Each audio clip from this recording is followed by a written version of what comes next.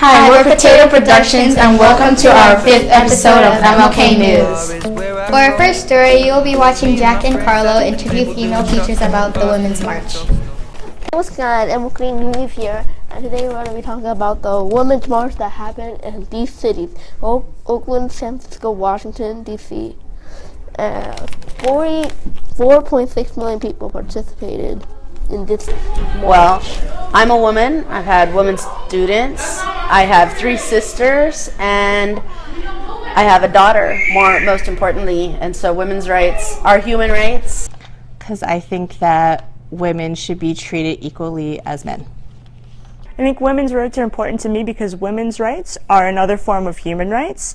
We should be equal to men in every way, and I think there are a lot of communities of women in this country and in other countries who have not been given those rights. It was really exciting to be with so many people who felt the same as I did, that felt like it was important enough to be out there in the rain and to make a statement.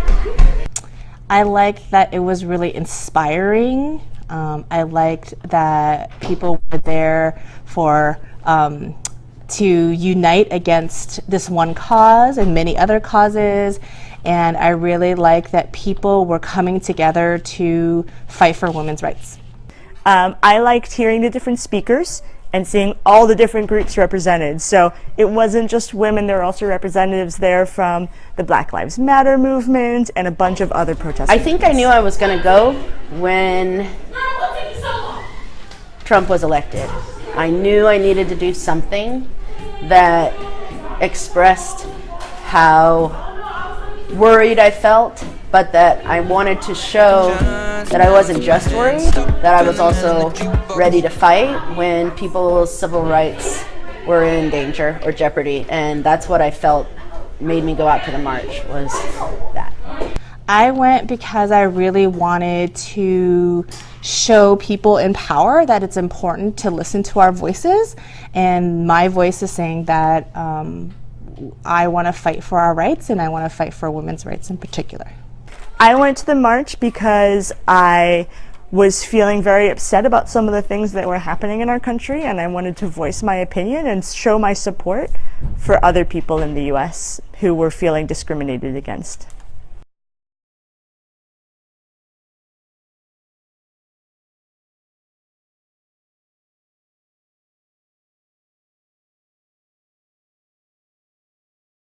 For our second story, Calvin and Kenny will be talking about Trump's inauguration. Okay, so in this episode, me and Kenny will be asking people how they feel about Trump's inauguration. I feel like it's going to motivate a lot of people to get involved in their government and in their community. While I think it is discouraging that that he was elected, I do think it will motivate a lot of people to take action and to get involved in politics and get involved in their communities, in making the decisions on how their country is run. Can I go back to China now? I am hopeful that as an American people that we can define our values and remember what made America great in the first place, and that is being accepting and supportive of all people. So I believe that we are strong and that together we're going to get through this. And now episode. Wait, is that true?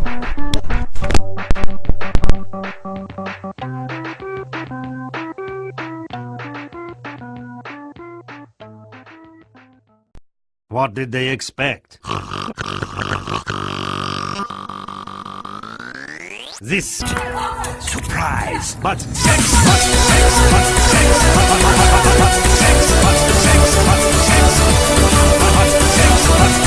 Next up is Potato Productions, and we will be interviewing Potato White about copyright claim issues.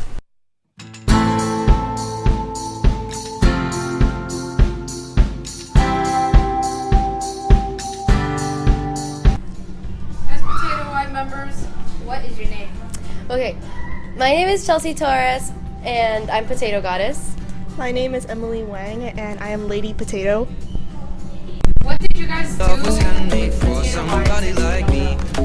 Okay, so last year when we first started it, it was mostly just to bring people together and potatoes. But this year, kind of like it's been a little more separated since barely any people are there due to homework or classwork. Why do you think potato production is a copy from Potato Wide? Okay, we don't believe that that's true. You guys must have misunderstood what we actually sent. Keep that in mind. We don't believe it's a thing because you guys are just on the news and we are worldwide. How did you guys come up with Potato Wide? Okay, so when we came up with Potato Wide, we were just kind of like singing to Nationwide. You know, Nationwide is on your side. And then she brought up potatoes and we just started singing it, and that's how Potato Wide was born. It's a beautiful story. Potato Wide is on your side. Unless you hate potatoes, you will die in a hole. Will you still report a copyright claim on potato production? If we see any further steps on potato productions taking into our space, we will cut you down until there's no roots left.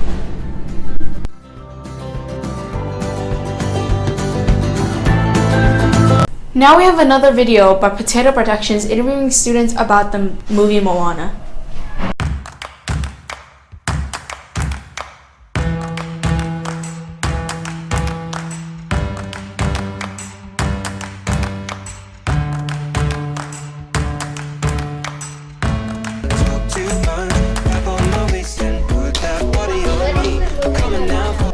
It's about a girl named Mallanna, and she's on a journey to find Maui and to help protect her island.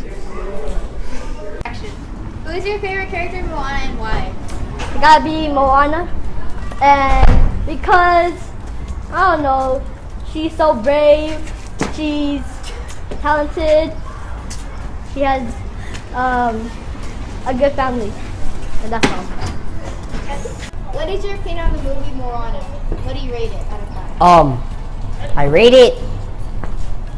I rate it 6 out of 10, and I think It's out of 5.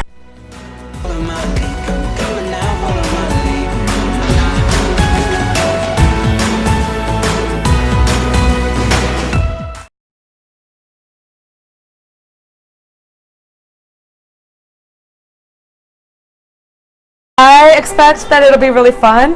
I love camping because it's a time that I can go and I can become better friends with people when I go camping, and I also really like exploring the outdoors. So I'm looking forward to going on hikes and then also just like doing fun activities, things like playing tag or different games as we're at the campsite. So I took a group camping last year for Outdoors Club, and I think one thing that people really liked was we had a beach day and we got to go down and explore the tidal flats, and it was really cool to go around and like see all the different little animals that were out there. So I think exploring is one thing. We also played tag, and I ended up falling down and getting like a big bruise on my leg, but it was really fun, just like you're in a group the whole time, so it was cool to have a chance to just go and play games and be outside with a lot of other people. There's a pretty big packing list, but some things that you definitely need to have are medications, comfy shoes, warm layers like a sweater, a warm jacket for nighttime. You'll need pajamas, toothbrush, toothpaste. You'll need a water bottle, flashlight, and also a very large garbage bag, just in case it rains. You'll have something to cover up. The food is still a little bit of a surprise, but I can promise that we will have s'mores at nighttime.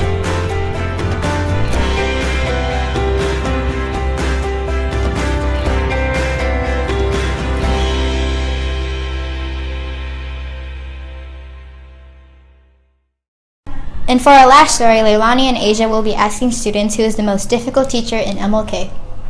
I'm Leilani, and today we want to know who is the most difficult teacher at school.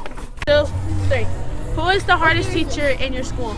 That's hard. Love it.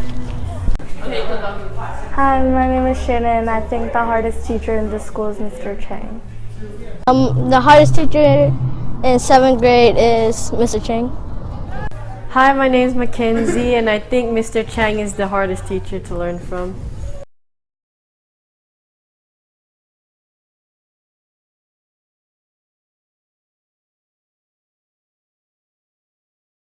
Thank you for watching MLK News, and come back soon for our next episode.